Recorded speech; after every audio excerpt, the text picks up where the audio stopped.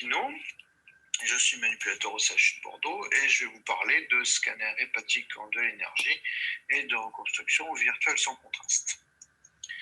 Le scanner hépatique est responsable de doses d'exposition importantes pour les patients parce que les examens sont répétés, en particulier dans le cadre de suivi oncologique, et parce qu'il nécessite toujours plusieurs passages sans IV, artériel, portal, éventuellement tardif. Alors la de l'énergie permet de générer des séries virtuelles sans injection à partir de séries injectées. Et substituer une acquisition sans IV par une série VNC proposerait une réduction de dose significative pour les patients. Les études réalisées sur des générations précédentes ont montré des résultats qui étaient insuffisants par soustraction incomplète du produit de contraste ou présence d'artefacts liés à la technique particulièrement gênants pour le diagnostic. Les scanners double source de troisième génération proposent des améliorations techniques qui permettent de repousser certaines limites, comme par exemple les filtres éteints ou les dernières générations de reconstruction itérative. Et donc on est venu à se poser la question, est-ce que c'est applicable dans notre centre et est-ce qu'on peut vraiment se passer de l'acquisition sans injection? Donc l'objectif principal de notre étude est d'évaluer la qualité image des séries virtuelles sans contraste par rapport aux séries réalisées sans injection. En objectif secondaire, on se propose d'évaluer la performance de la soustraction par des mesures de densité spontanée dans le parenchyme hépatique, d'évaluer le gain potentiel en dose d'exposition si on éliminait la série pré-contraste, et de mettre en évidence d'éventuelles limites et artefacts qui seraient liés à la technique. Donc notre étude rétrospective monocentrique a porté sur 20 patients consécutifs adressés dans notre centre pour scanner hépatique multiphasique et tous réalisés sur un scanner somatome force. Les acquisitions sans IV, portale et tardive étaient réalisées classiquement à 120 kV avec une charge adaptée aux patients.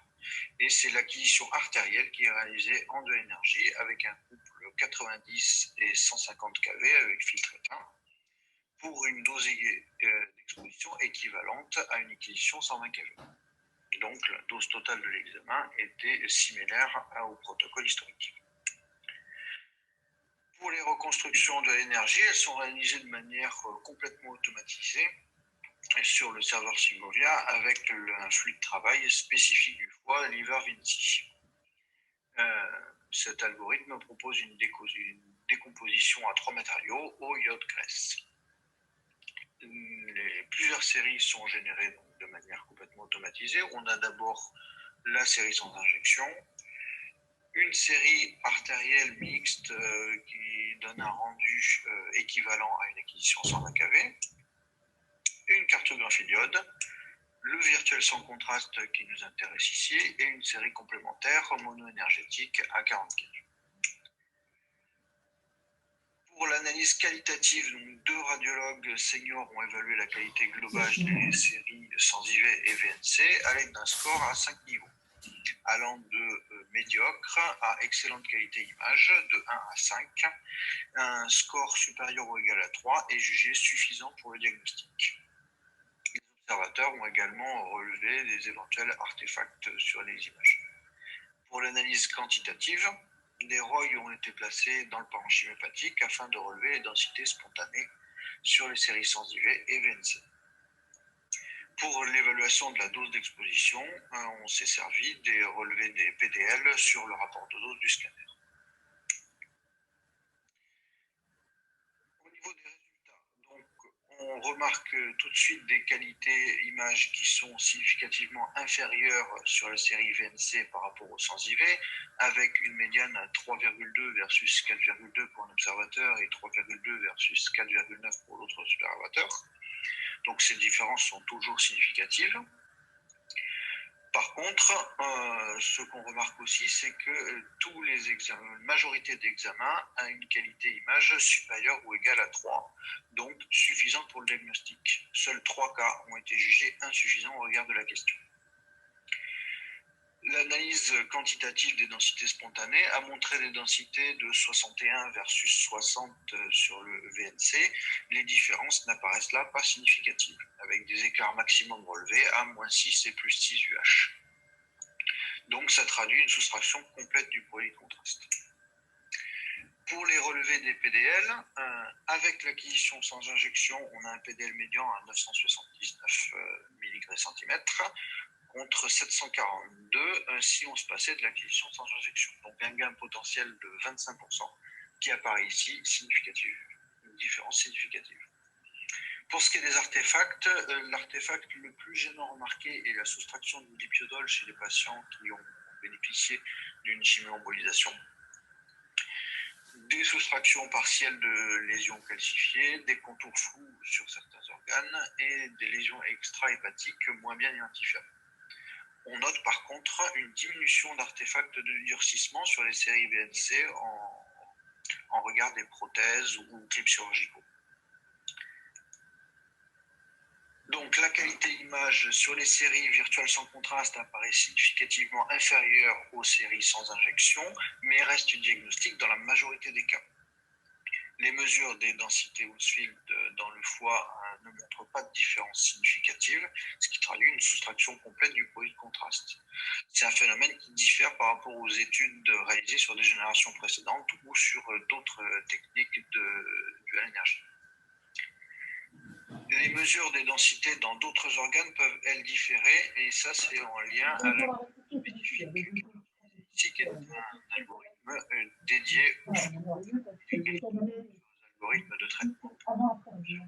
Bien entendu, en termes de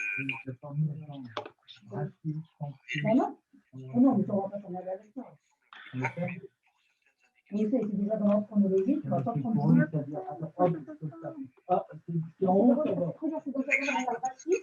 Mon petit, moi, ça n'a pas changé, non. C'est pas changé, non. la qualité Non. donc inférieure pour le VNC, On a mis des boules, c'est non pour le diagnostic avec une on a dit quelque chose de boule, mais ça, c'est une épée. comparable sur les séries VNC et sans IVU. Scanner.